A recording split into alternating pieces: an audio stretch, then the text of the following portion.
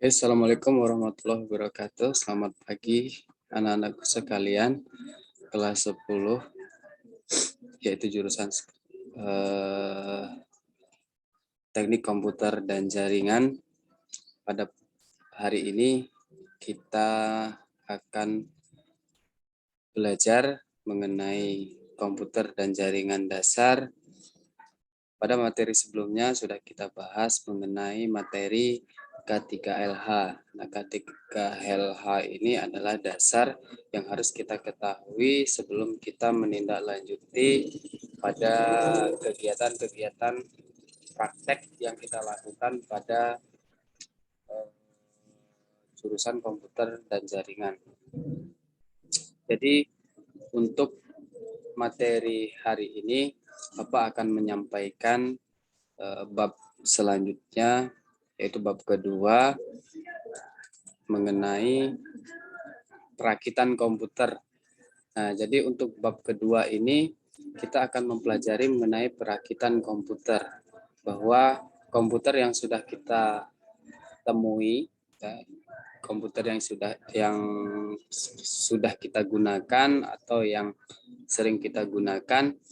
Nah, komputer itu tentunya sebelum bisa kita gunakan, komputer itu terlebih dahulu dirakit dari beberapa komponen-komponen yang terpisah sehingga menjadi satu kesatuan yang dinamakan dengan CPU.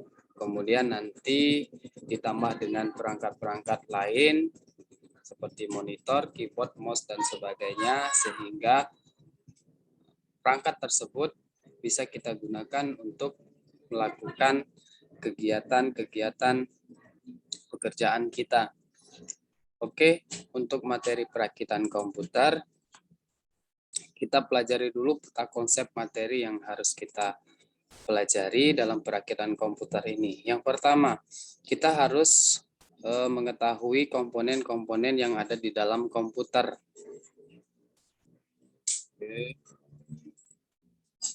Kemudian yang kedua, setelah kita mengetahui komponen-komponen komputer, kemudian spesifikasi pada komputer, kemudian dari beberapa komponen tersebut, kita mulai merakit komponen tersebut ke dalam CPU, ya, sehingga nanti akan menjadi Central Processing Unit yang biasa kita sebut dengan komputer. Kemudian setelah kita rakit perangkat tersebut, kemudian nanti akan kita uji hasil perakitannya tersebut. Apakah nanti perakitan kita berhasil atau tidak, itu nanti kita uji. Kemudian setelah kita uji hasil dari perakitan yang kita buat, kemudian kita akan mengatur BIOS berdasarkan komponen-komponen yang kita gunakan atau perangkat-perangkat yang kita gunakan. Oke, jadi ini peta konsep yang harus kalian pelajari. Berikutnya yang pertama, kita akan membahas mengenai komponen-komponen pada komputer. Nah, apa saja sih komponen-komponen pada komputer? Yang pertama, itu ada keyboard. Jadi keyboard ini adalah alat input pada komputer. Jadi nanti untuk memasukkan perintah-perintah, kemudian untuk memasukkan angka-angka, simbol, kemudian huruf-huruf, maka kita akan menggunakan keyboard. Nah, keyboard ini tidak hanya untuk mengetik saja, tetapi nanti di sini akan ada perintah-perintah yang kita gunakan pada fungsi-fungsi masing-masing tombol keyboard, ya. Kemudian ada mouse. Mouse ini adalah penunjuk, ya. Jadi mouse ini fungsinya nanti untuk menunjuk perintah-perintah yang akan kita gunakan. Jadi nanti di sini di dalam mouse ini ada dua fungsi tombol, yaitu tombol kiri dan tombol kanan, ya. Apabila kita menekan tombol kiri, nah untuk menekan ini ada istilah namanya klik. Jika klik kiri, maka nanti fungsinya untuk memilih, ya. Nanti akan muncul pilihan ketika kita mengklik tombol sebelah kiri. Kemudian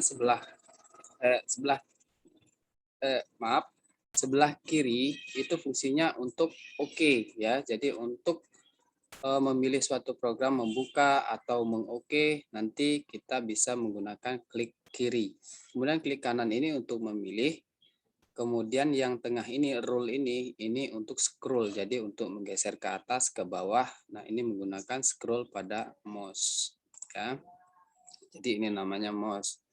Kemudian perangkat yang ketiga itu ada monitor.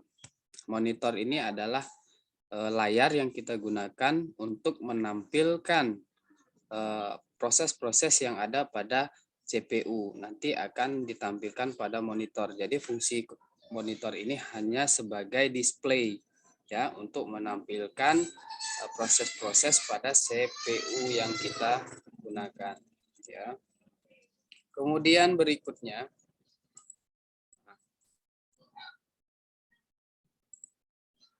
casing komputer. Nah, jadi yang dinamakan komputer itu sebenarnya bukan monitor tadi. Monitor itu hanya menampilkan proses-proses yang terjadi pada komputer ini ya. Jadi apa yang ada di dalam komputer ini nanti ditampilkan pada monitor tadi.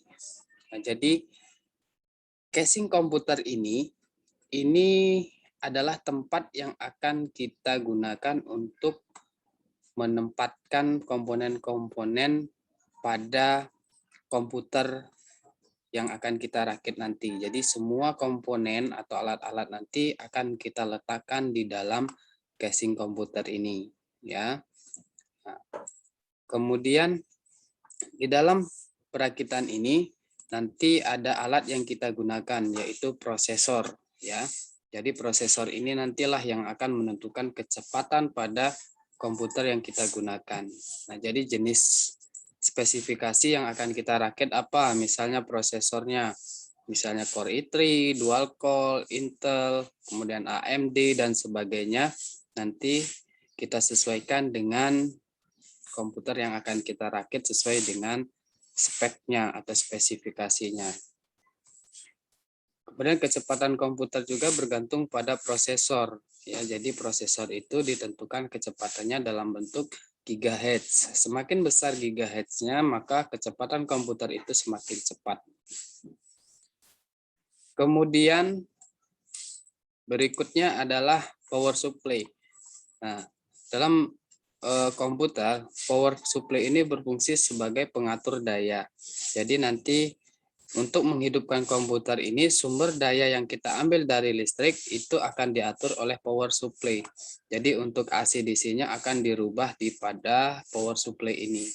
Jadi kebutuhan pada perangkat yang kita gunakan misalnya 220 volt, maka nanti akan diatur oleh power supply ini. Jadi untuk pemilihan power supply nanti disesuaikan dengan prosesor yang kita gunakan, kemudian motherboard yang kita gunakan. Kemudian hard disk. Hard disk ini adalah tempat penyimpanan data. Jadi supaya nanti kita bisa menyimpan banyak data pada komputer, maka nanti kita bisa menggunakan hard disk sesuai dengan ukuran yang kita butuhkan. Misalnya ada hard disk yang ukurannya 64 GB, 128 GB, kemudian sampai 1 tera dan seterusnya.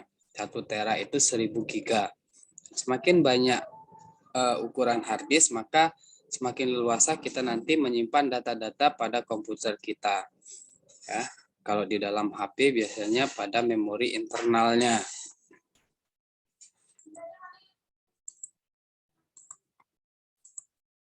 Kemudian berikutnya motherboard. Nah, motherboard ini adalah apa? Kalau dalam bahasanya papan ibu. Nah, jadi ini adalah pokok pada semua komponen-komponen yang akan kita pasang. Jadi semua komponen yang akan kita pasang nanti, baik itu hard disk, power supply, kemudian prosesor, RAM dan sebagainya nanti akan kita pasang pada komponen ini, namanya motherboard. Nah, nanti ada slot-slot di sini untuk memasang komponen-komponen pada komputer. Semua nanti akan kita pasang di sini atau kita colokkan lah intinya. Kemudian berikutnya adalah RAM. RAM ini fungsinya untuk menyimpan data sementara. Nah, RAM ini juga nanti akan berfungsi untuk menentukan kekuatan pada komputer kita. Jadi semakin besar RAM-nya, maka nanti support untuk aplikasi-aplikasi tertentu akan disesuaikan dengan RAM yang kita gunakan. Karena ada aplikasi yang tidak support dengan RAM sekian giga atau support dengan sekian giga. Nah, kalau aplikasi hanya support dengan RAM 4 giga, kemudian komputer kita RAM-nya 2 giga, maka komputer kita tidak bisa diinstal dengan aplikasi tersebut. Kemudian merakit komponen komputer. Sebelum mengerjakan proses perakitan, sebaiknya melakukan simulasi atau virtual terlebih dahulu menggunakan software simulasi perakitan. Bisa dengan menggunakan flash player buatan dari Cisco IT. Ya, bisa kita menggunakan Cisco.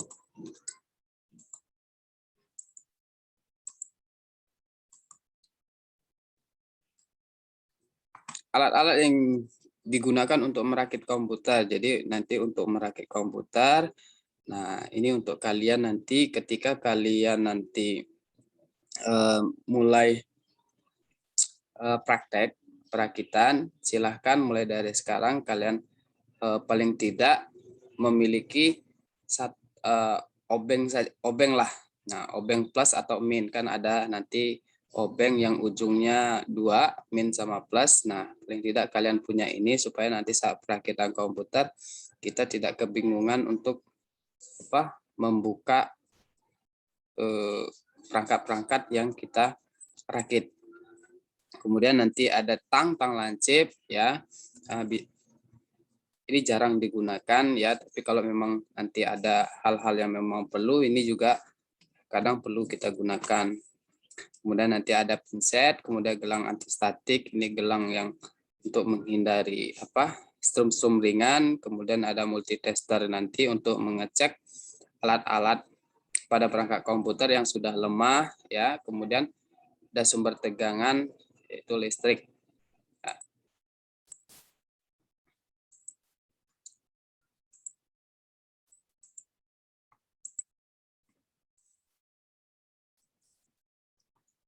Nah, kemudian untuk mengatur BIOS komputer. Nah, nanti setelah kita merakit, maka komputer itu akan kita uji. Kita hidupkan komputer yang kita rakit tadi. Nah, setelah kita hidupkan, apakah komputer kita itu hidup atau tidak. Nah, kalau komputer kita hidup, maka nanti ada tanda, itu namanya bit, tanda bit ya. Ada bit 1, kemudian ada bit 1 panjang, 1 pendek, ada bit 2 dan seterusnya. Nanti itu akan memberikan tanda kerusakan atau normal tidaknya pada komputer yang sudah kita rakit. Nah, nanti setelah komputer kita sudah diuji kemudian hidup, maka kita perlu mengatur pada BIOS komputernya. Nah, jadi pada BIOS komputer ini, setiap hardware yang terpasang pada motherboard akan disimpan dalam ROM yang disebut dengan BIOS. Nanti akan tersimpan di BIOS. Jadi RAM yang akan kita pasang, RAM berapa giga, kemudian hard disk, ya, motherboard dan sebagainya nanti akan terbaca dan tersimpan di dalam ROM BIOS. Ya. Nah, BIOS ini ya biasanya terletak dalam sebuah chip memori flash atau ROM yang dibuat dari bahan CMOS ya, complementary oxide semiconductor ya. Nah, jadi biasanya ini bentuknya seperti baterai jam tangan. Sebenarnya isi namanya baterai sebenarnya, baterai CMOS. Nah, ini fungsinya untuk menampilkan BIOS nanti ya. Ini namanya baterai CMOS ya, baterai CMOS bentuknya sama seperti baterai jam tangan yang bulat yang bundar. Nah, cuman dia ukurannya lebih besar. BIOS ini biasanya dilengkapi dengan baterai yang memberikan suplai listrik ke room ya, seperti yang saya sampaikan tadi. Fungsinya untuk menjaga servis tanggal, waktu. BIOS akan dapat selalu berjalan meski komputer dalam keadaan mati. Jadi BIOS ini fungsinya untuk menyimpan tanggal dan waktu ya. Jadi walaupun komputer kita matikan, waktu itu akan pengaturan waktunya akan tetap terus berjalan. Ketika komputer kita dihidupkan, maka waktunya akan tetap disesuaikan dengan waktu sekarang ya. Jadi walaupun komputer kita matikan kemudian besok kita hidupkan, waktunya akan tetap update ya, tetap jalan. Nah, selain itu ada banyak juga untuk fungsi CMOS ini ya, selain untuk pengaturan pada BIOS ya.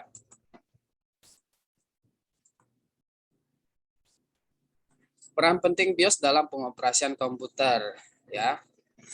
Mendeteksi perangkat keras yang terpasang pada motherboard dan menyimpan konfigurasi serta spesifikasi hardware tersebut. Seperti tadi Bapak sampaikan bahwa BIOS ini nanti akan mendeteksi apakah perangkat yang sudah kita pasang itu terdeteksi ya, terbaca atau tidak.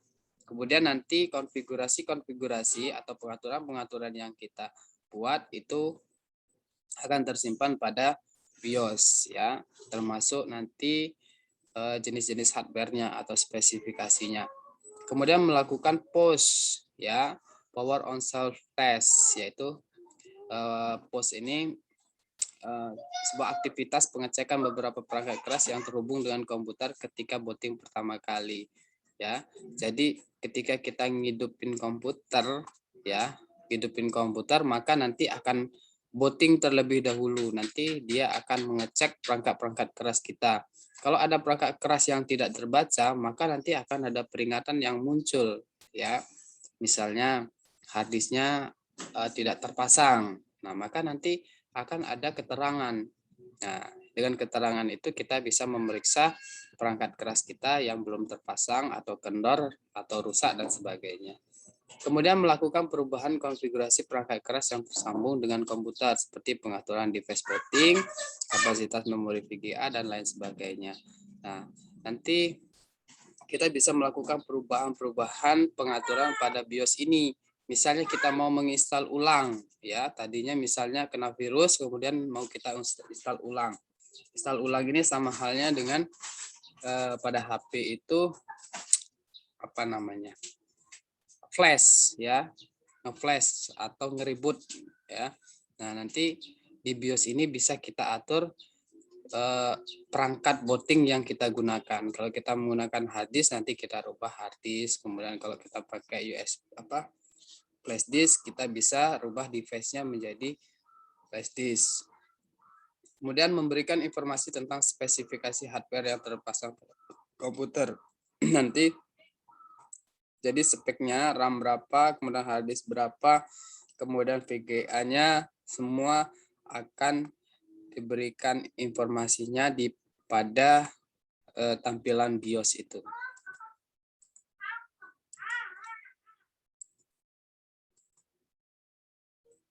Kemudian karakteristik BIOS dalam memberikan informasi kerusakan hardware komputer. Ya, yang pertama ada aware BIOS.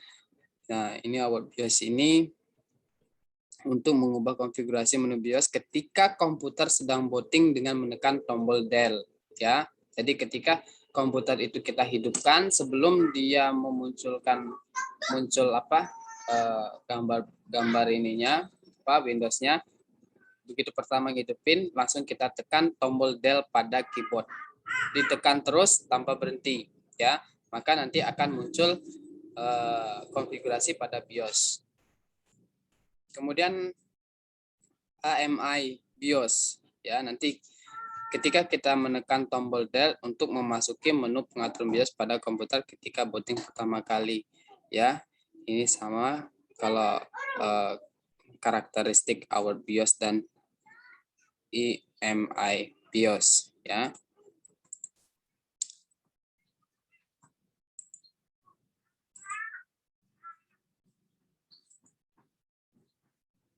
Kemudian berikutnya ada Ponic BIOS. Untuk masuk ke mode pengaturan BIOS jenis Ponic, kita menggunakan kombinasi kontrol.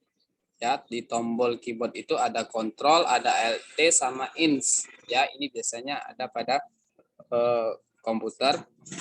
Kita tekan tombol kontrol, Alt dan ins ya bersamaan. Nanti akan muncul BIOS ya. Kemudian yang BIOS yang jenis IBM ya. Nah, untuk masuk BIOS ini kita bisa menggunakan tombol F1 untuk masuk pada BIOS ya. Kita menggunakan F1. Jadi setiap beda-beda jenis nanti kita masuk ke BIOS-nya berbeda-beda. Nah, untuk soal latihan, nah silahkan kalian kerjakan soal berikut. Sebutkan yang pertama, sebutkan 5 macam komponen komputer. Kemudian yang kedua, jelaskan yang Anda ketahui tentang BIOS ya. Silahkan cari di browsing boleh dari penjelasan Bapak tadi boleh. Kemudian yang ketiga, sebutkan peran penting BIOS dalam pengoperasian komputer ya. Nah, jadi itu ya untuk materi kita hari ini dan latihan tugas hari ini. Silahkan kalian kerjakan tugas materi ini ya pada materi perakitan komputer. Untuk lebih jelasnya nanti ketika tatap muka kita bisa melaksanakan praktek perakitan ya. Jadi untuk tugas ini silahkan kalian kerjakan di buku tugas, kemudian nanti kalian kumpulkan pada link yang sudah Bapak bagikan. Nah, nanti kalian upload pada folder kalian masing-masing. Kemudian file nama ya, file yang kalian upload itu silahkan kalian berikan nama filenya tugas 2 ya. Itu apabila hanya ada satu file. Tapi kalau kalian mengupload ada 2 file, misalnya ada 2 foto atau 2 PDF, nanti kasih nama tugas 2A, tugas 2B dan seterusnya ya. Oke, mungkin hanya itu penjelasan untuk materi kita hari ini. Kurang lebihnya Bapak mohon maaf. Silahkan dipelajari video ini. Oke, dan tugasnya dikerjakan. Bapak akhiri. Wassalamualaikum warahmatullahi wabarakatuh.